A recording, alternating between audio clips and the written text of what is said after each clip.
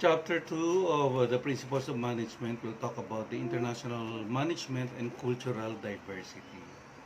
Now, the understanding of Chapter 2 will help us or will help the managerial workers better understand the two related prominent forces in their environment. Uh, the international of management or internalization of management and the cultural diversity that will entail. And then this understanding of the chapter discussion should lead to improved ability to deal with the challenges that is going to be presented by these pervasive forces and achieving its purpose. Uh, the chapter will also describe what multinational corporations are, along with its cultural diversity on both international and domestic realms. And the objective learnings of the chapter will help us describe the importance of multinational corporations in international business. And we will be able to also recognize the importance of sensitivity to cultural the differences in international enterprise. And then at the same time, you'll be able to identify the major challenges that is facing the global managerial workers. And then at the same time, we will be able to explain the various methods of entry into the world market.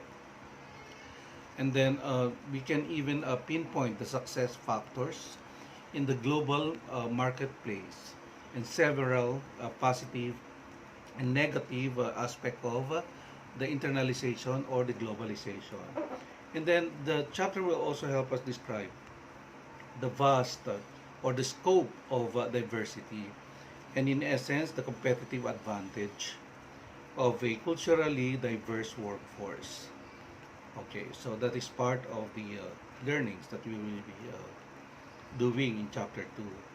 Now, first of all, internalization or global integration. So, how do we define it or more or less articulate the meaning of it?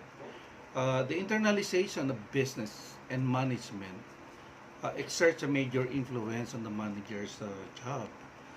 So, the impact of the internalization in the global integration is being dramatized by the fact that many complex manufactured products are built with components from several countries. And for example, the Barbie doll. The Barbie doll has different, is an international product which has different composition of its part being produced in different market.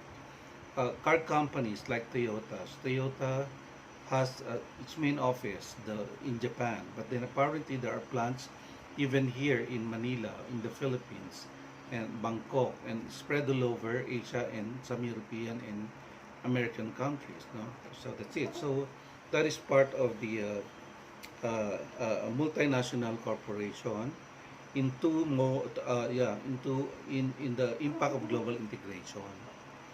Okay, so the complex manufactured products is spread all over. Now, the internalization of management is also part of the entire world, which is becoming more global, and the world is getting flat now. So it is accessible to everyone in a mere few hours. You're now into another countries. Now, meaning it's happening. No, it's inevitable that the internationalization of management are now being integrated in the operations of of huge multinational companies.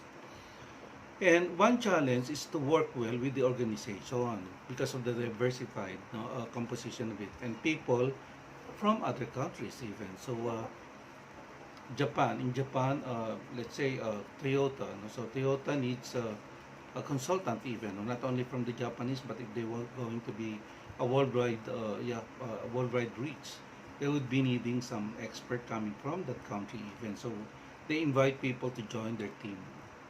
Americans, uh, Philippines, uh, Asia. You know, so all of these things are part of it, no? And the world is getting flat in terms of inviting talents and skills. Now, uh, the multinational corporation actually class is the heart of the international trade. And the heart of the international trade, when I say the multinational corporation, is a firm with units of two or more countries in addition to its own. So there's a home country and then another spread all over different countries. With two or more countries, it's considered already a multinational corporation. An MNC has a headquarters in one country and some subsidiaries in others.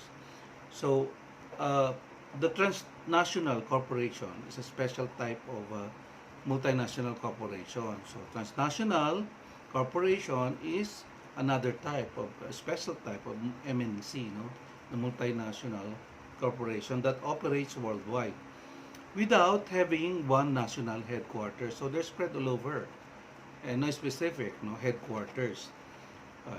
Each one of these companies are devolved in operation. Now, operations in other countries are not regarded as foreign operations, and that's part of the globalization. And globalization has resulted in many large companies merging with each other and leaving a small number of competitors. So that's part of the strategy. Now, the trade agreements among countries were introduced. So the four agreements that facilitated the international trade, and it's important for the multinational companies because the access should be easier because of these trade agreements. So what are these trade agreements among countries? So what are these organizations? So we now go to NAFTA. NAFTA is the North American Free Trade Agreement, and the NAFTA is establishes liberal trading relationship amongst these countries: the United States, Canada, and Mexico. And again, so, NAFTA comprises of the United States, Canada, and Mexico. Now, many companies have benefited from NAFTA, yet some labor unions believe the agreement has resulted in some job losses. So by the 10th anniversary of the NAFTA, at least based on statistics, at least 1.5 million U.S. workers were displaced and were taken out from their respective jobs. So that is the worry and the fear of some big, first world countries. Okay, next is the Central American Free Trade Agreement.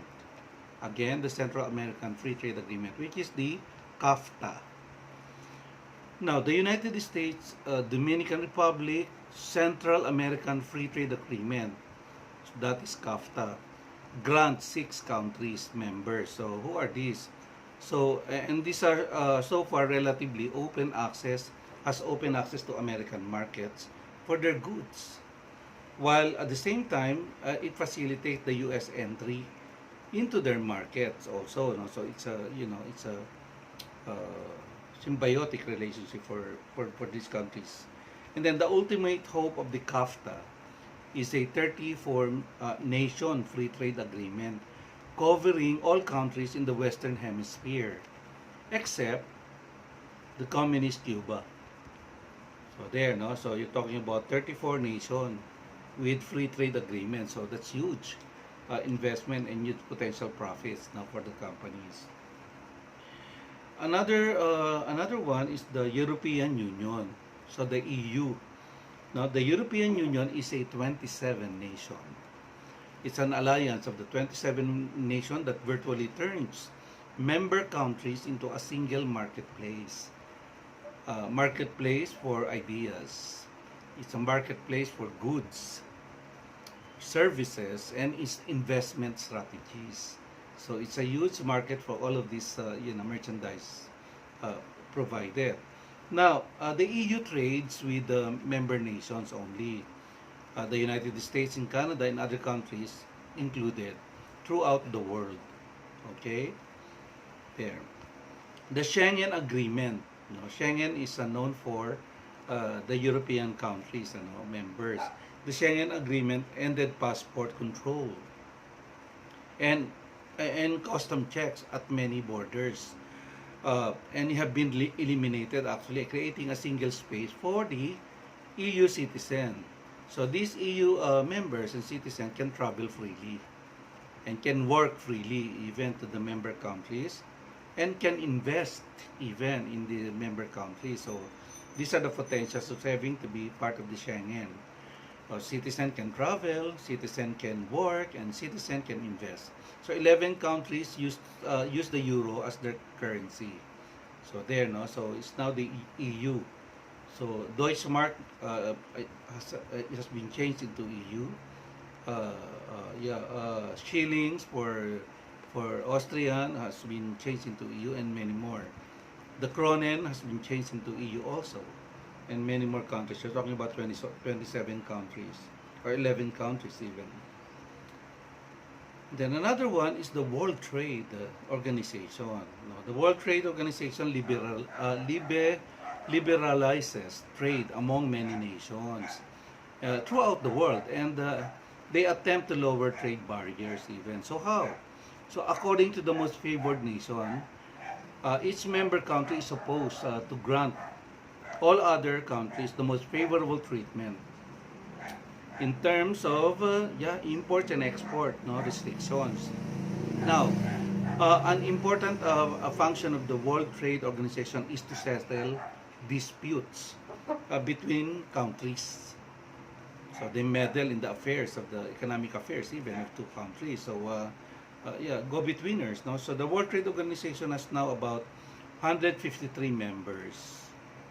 153 member countries, and accounting for about 95% of the world trade. So huge. So far, they're the biggest, amongst the trade agreements that we have discussed further. Now, there's a certain concern about facilitating a global trade. This global trade is that the trade liberalization leads to continuous job cuts and downward pressure on wages in industrialized nations. So there are they are disadvantaged, the industrialized nation. So there, and then the counter argument rather is that the free trade in the long run will create more jobs opportunities by facilitating more exports. So there's a counter claims about the claims of job losses from other countries, but apparently later on there will be also an opportunity for growth, and then eventually opportunities for job creation through the strong exports by these countries. Now, global outsourcing as part of international trade. How does it happen? So trade agreement facilitates sending work overseas. Okay, so they send work overseas, and that is what we call outsourcing. And outsourcing refers to the practice of hiring individuals or another company outside the organization to perform work. Okay, so that is outsourcing. Now, global outsourcing is frequently referred to as offshoring. Again, global outsourcing is offshoring, as we know it now. The number of industries immune to outsourcing is shrinking, getting smaller. The number of industries. Now, many building components are outsourced, as our aspect of financial and legal work. They are being outsourced already with the advent of the information technology even.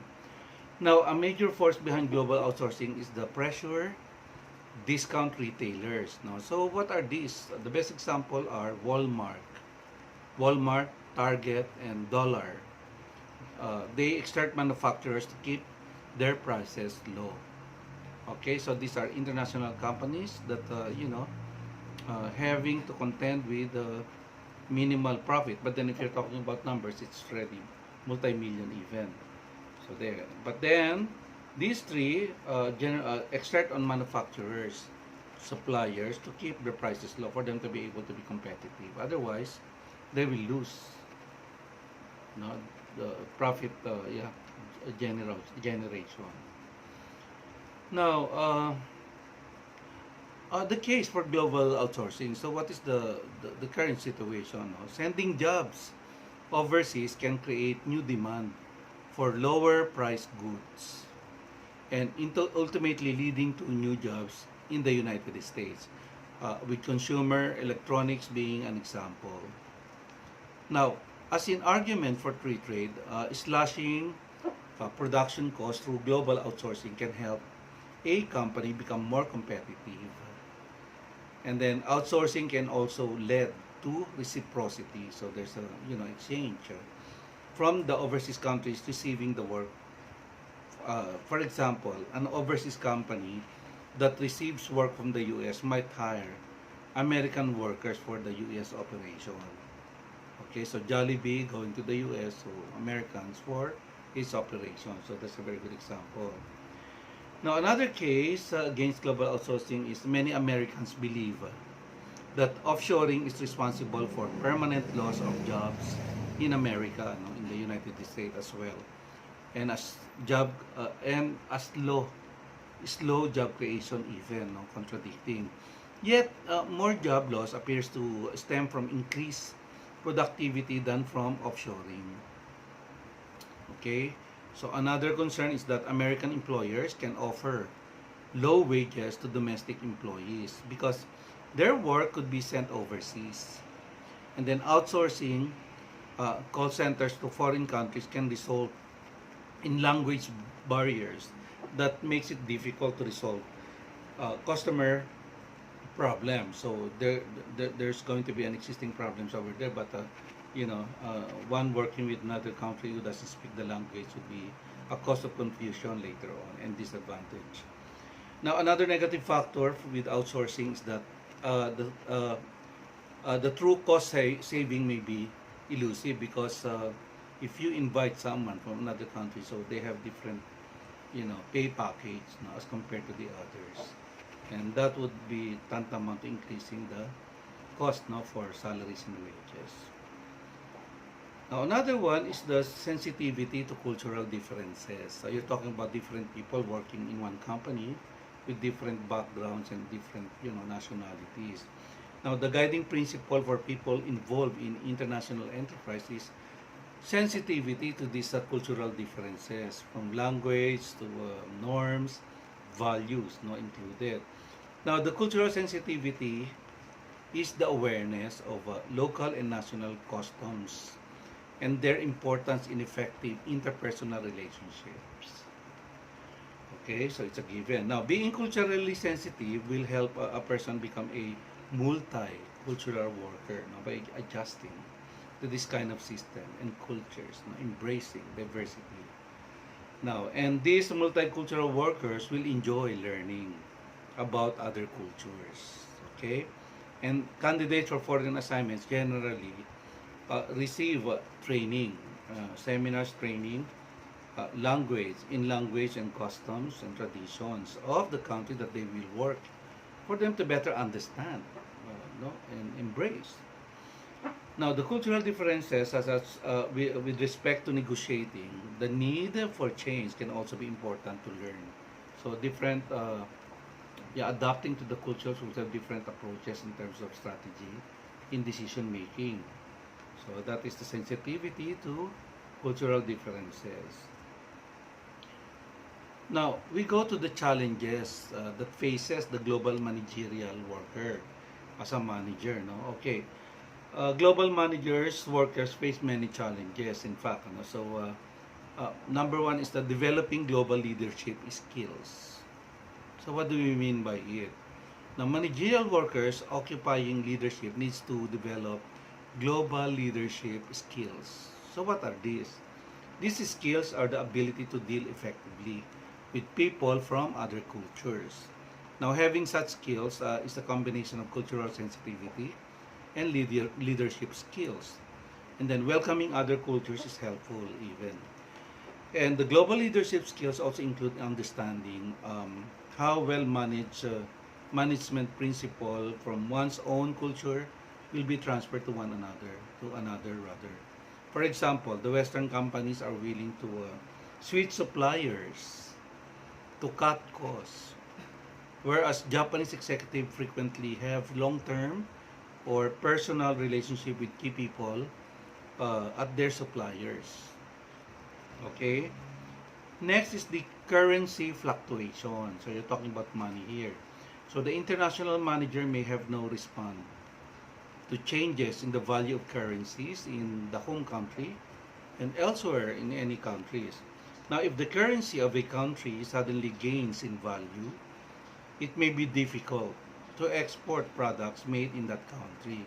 It will be costly.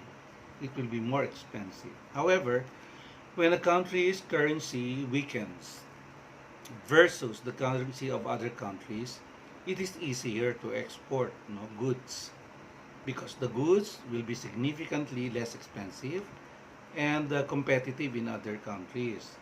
So a weak US dollar will help close the trade gap.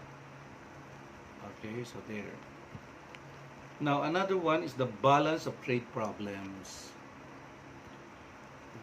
A concern of at the broadest level of an international manager is the country's balance of trade.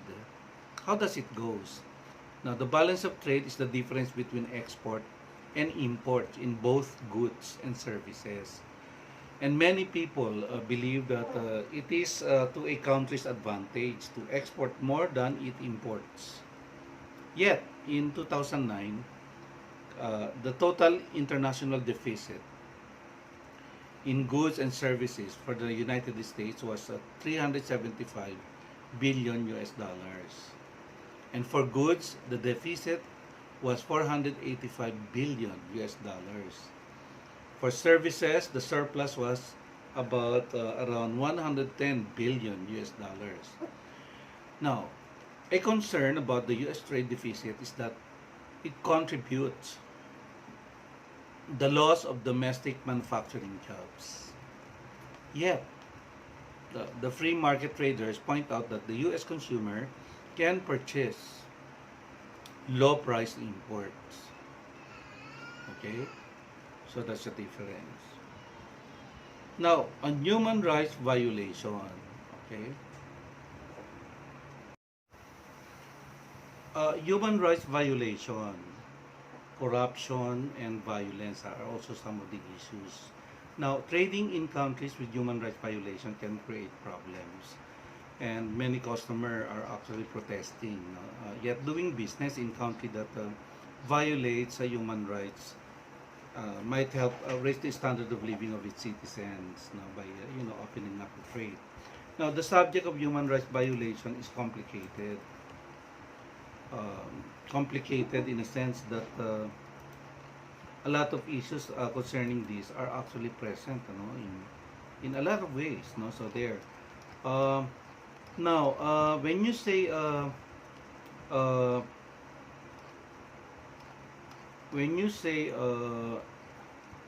the human rights violation, corruptions, and violence, and also that the human rights violation is complicated and touchy, so and that might raise a lot of concern for every other countries. Now, trading countries in human rights violation can actually, as I said a while ago, can create a lot of problems, and so customers might protest. Then and then the subject of human rights and the Amnesty International will contend that the U.S. actually violates many human rights of its own, including the use of foreign and domestic sweatshops. We have a lot of cases like the Nike sweatshop, so in China. So there are cases that represented in some issues regarding violation in terms of hiring unqualified minors, or the safetyness of the environment even. So these are the things that would create problems about human rights violation. Now, even foreign and domestic and the death penalty in some other countries are actually part of the human rights violation. Now, another ethical and legal problem the international manager faces is dealing with the corruption of foreign officials. And a string of officials may demand payment to facilitate allowing foreigners to conduct business or speed up an approval of an operating license. Now, a life-threatening risk for U.S. multinational companies is for its employees to be trapped in violent acts in the overseas countries, no? So including terrorist attacks that are present in the recent past. So there. Another issue is the cultural shock. Culture shock. That is another problem of the managers being assigned to the international countries. The culture shock. It is a group of physical and psychological symptoms that can develop when a person is abruptly, lifted and placed in a foreign culture. That shock now will contribute to a relatively high rate of expatriates who return home early because they are dissatisfied with the assignments or even missing their own families. So there's a psychological setback. And another potential contributor to culture shock is that the expatriate may work in one time zone while contracts in company headquarters work in another time zone. So therefore, the balances, the differences of 6 or more hours would contribute into the psychological setbacks and health problems of the expatriates. Another issue to contend with is the differences in negotiating table or the negotiating style. Now, the international workers may also have to use a different negotiation style. The American negotiators, for example, is often find that they must be more patient than using a team approach and avoid being too informal. And one study showed that differences in cultural values and norms between U.S. and Japanese negotiators influences the result of the negotiation, even the tactics and the strategies of the negotiation, and the outcome resulting to the different outcome of the negotiation because of the differences in culture. And then when people negotiate with others from their own culture even, so the integration of different beliefs and norms now would contradict the premise of having a very smooth transition to a good negotiation. Okay, piracy of intellectual property rights and other merchandise is another big issue here. Now, a major challenge facing the international business manager is that considerable amounts of revenue may be lost because firms in other countries might illegally copy the product, that they produce in that country. Now, among those products widely reproduced illegally are fine watches, Bulova, Cartier, uh, perfume is another one. So these can easily be imitated. DVDs and CDs, which apparently we are experiencing here in the Philippines, many are being copied for the copyright infringement.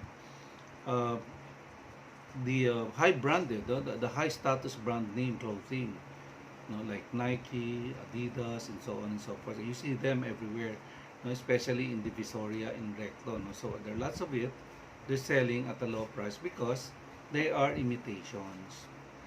Okay, even clothing and software are being imitated.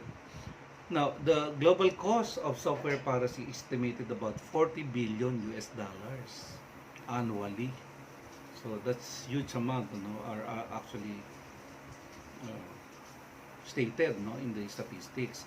Now, in recent years, the Chinese government has invested resources in protecting intellectual property rights, which includes a forbidding software policy, and China is very strongly protecting these rights actually. So, now, Another issue is coping with dangerous and defective products. So how do you address it? Now, yet another potential risk, no, for the international worker is to cope up with dangerous and defective imported products. No? The international worker or manager may be involved in such activities as assisting with the product recall and dealing with angry customers even. Included are the government agencies and the attorneys, no, that you will have to yeah, to hire, not to defend you, and yeah, there. So a more even widespread problem of coping with dangerous and defective product is the unintentional importation important of infected for the quarantine issues, no? Bugs and plants. Yeah, bugs, unintentional important infected bugs and plants, no? Yeah, that is embedded in the product. Now, we now go, we're done with the issues. Now we now go with the methods of the entry into the world market. So what are the process for you to be able to be accepted in the international market? Number one is exporting. And then number two, licensing and franchising. And then number three is local assembly and packaging. So these are components rather than finished products are shipped to company-owned facilities in other countries. So local assembly and packaging. Set up business here and then assembly plants here. Then another one is strategic alliance with joint ventures. In a joint venture, the companies in alliance produces, warehouses, and transport and market the product. So all in one. So that's a joint venture. So therefore, a special type of strategic alliance is being formed. Now another one is the FDI. No? So the foreign direct investment. Okay. And then another one for number 6 is the global startup. Now, when you say global startup, it's a small firm that comes into existence by serving an international market. And then by doing so, the firm circumvents the stages described which above now, which we have mentioned. And selling through the internet facilitates a global startup. Okay, so right now the internet are very active, social media are very active. And then exporting offers at least protection for company doing businesses in another country. And direct foreign investment is the best way to protect the company's competitive advantage even. Okay. Now, how do we succeed? What are the factors that are needed for us to succeed in the global marketplace? So, okay, so these are the strategies. No? So, number one of the strategies that think globally. So, and act locally. Support local. No? Think globally, act locally. So, local representatives behave as though their primary mission is to serve the local customer. But then apparently a major aspect of thinking globally, yet acting locally is for the multinational corporation to compete rather successfully against the well-established and well-managed domestic local companies. Okay, so think globally and act locally. Now, next is recruit and select talented nationals. How do we do that? So, considering a major success factor in building a business in another country is to hire talented citizens of that country to fill important positions. Now, after the host company nationals are hired, they must be taught the culture of the parent company. Now, the stopping in other countries may require a modification of US ideas about good candidates, such as Chinese candidates being more subdued than Americans, no perceptions. Home country employees also have to be a high caliber to compete well in the international arena. So those persons that are going to be, placed in the international arena should be above or on level with the foreign counterparts. Next is hire or develop multicultural workers. Now, multiculturalism enhances the acceptance of the firm by overseas personnel and customers at that, no, in effect. Now, speaking the native language so would help. And to help the workers and their family members become multicultural even. And there are lots of companies, and many companies are offering cultural trainings and norms, embracing the norms of the country they are assigned to. And an important insight for workers is that although the United States and the Northern Europe are task-oriented, most other countries are relationship-oriented. And Asians are known for that, most specifically the Filipinos. We do work based on relationships. Now, another one is the research and assess potential market. So, doing a lot of research, knowing some facts about the potential markets, through right assessments. So, acquire valid information about the firm's target markets, demographics, and then trade statistics usually provide a good starting point. Walmart actually are spread all over different countries, and they carefully researches which overseas markets and consumer reaction would fit its retailing model. So they were accepted. Then, nevertheless, the company has done poorly in some, but not all. It's not absolute actually, the implementation of research, findings. But nevertheless, better to have one than nothing at all. Okay, the advantages and disadvantages of globalization. Globalization may be inevitable and desirable, so it will come. Yet, for many managers actually and business owners and individual workers, the internalization of the workplace has created more problems than opportunities. Okay, so there are major pros and cons of the globalization. For example, millions of Americans have lost jobs due to the imports of production and production that are shifting abroad because of the high costs, and then lower costs in different countries. Now, we go to the scope and competitive advantage of managing diversity. Now, globalization of business requires that the managerial worker deal effectively with people from other countries and different cultural groups within one's own company and country. And diversity here refers to a mixture of people with different group identities within the same work environment. And demographic, demographic diversity refers to the mix of group characteristic in an organization, different backgrounds, culture, and norms. Now, cultural diversity refers to the mixture of cultures and subcultures to which the organization workforces belongs. We always talk about diversity, so what is the scope of diversity? Okay, the true meaning of valuing diversity is to respect and enjoy a wide variety of cultural and individual differences. To be diverse is to be different in some measurable way, whether or not the difference is visible. Okay, so that's the very essence. Now, the diversity umbrella is supposed to include everybody in an organization. And working well with different generations have become an important part of both cultural and demographic diversity in the organization. Now, with the goal of the people of all ages working well together, so that's how we contend.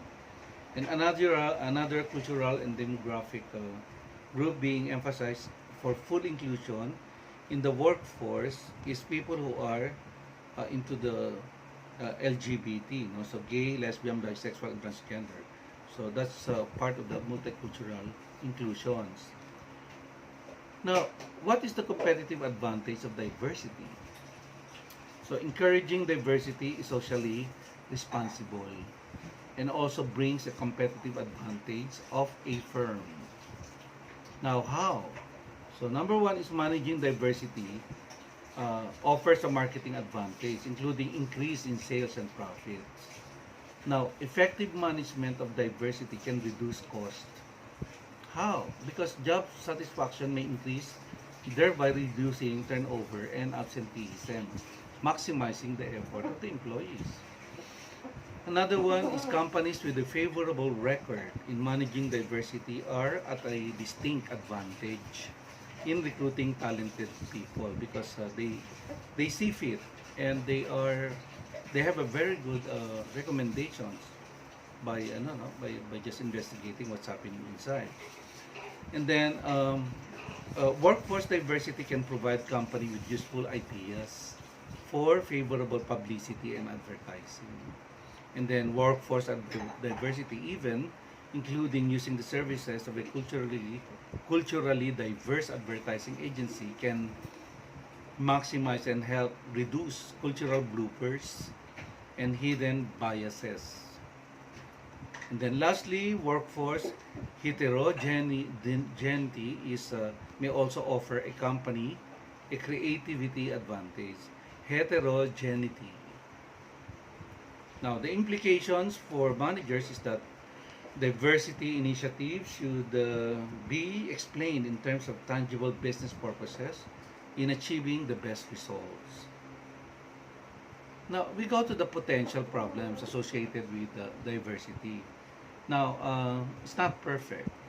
Cultural diversity initiatives are usually successful in assembling heterogeneous groups, but the group members do not necessarily work harmoniously.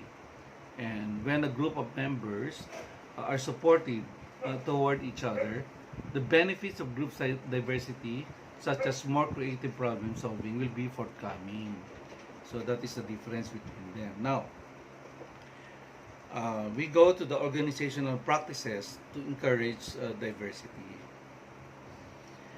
Organizations can take several initiatives to manage diversity. And corporate policies favoring diversity are the following. Many companies are actually formulating policies that will encourage and foster diversity. And to create a culturally and demographically diverse organization, some companies are actually monitoring recruitment and promotion to assure that diverse people are hired and promoted into key jobs. Now, the employee network groups. An employee network group is composed of employees throughout the country who affiliate on the basis of a group of characteristics. The characteristics such as race, ethnicity, sexual orientation, or physical ability status. Okay, these group members have similar interests and share information about getting ahead. And sometimes the network group might help in product development even, such as the one good example is Free-to-Lay group development and Doritos tortilla chips. No? So they're doing that. No? They're engaging diversity. No? Okay. For us to be able to develop that kind of acceptability, there's a training. So what is this? No? Diversity training. And it attempts to bring about workplace harmony by teaching people how to get along better with diverse work associates. And quite often, the program is aimed at minimizing open expressions of racism and sexism. These are all forms of diversity, training centered around increasing people awareness of the empathy for people who are different from themselves.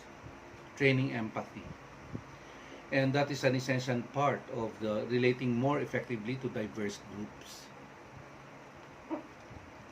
Okay.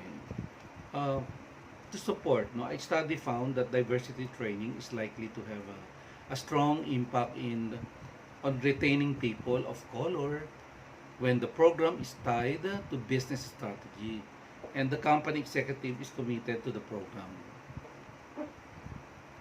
Next is the English language as a force for unity.